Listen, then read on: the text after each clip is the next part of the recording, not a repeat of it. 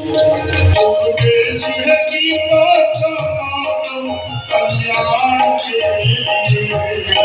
उपदेश है गीता मानव कल्याण के लिए। अर्जुन तुम्हारा गीता ज्ञान के लिए। अर्जुन तुम्हारा गीता ज्ञान के लिए।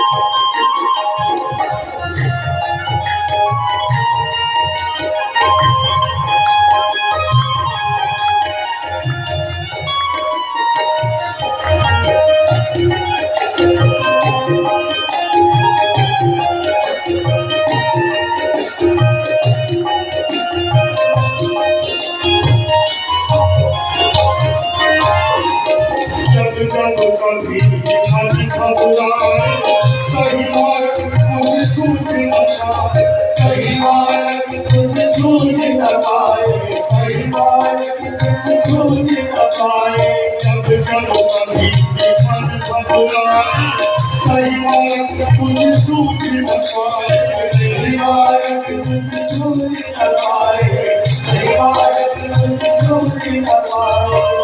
गीता की शरण में आओ।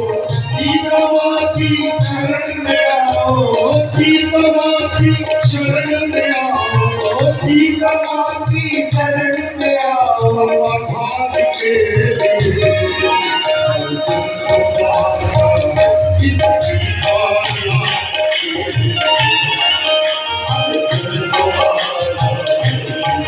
समाधान के लिए इस गीता उपदेश है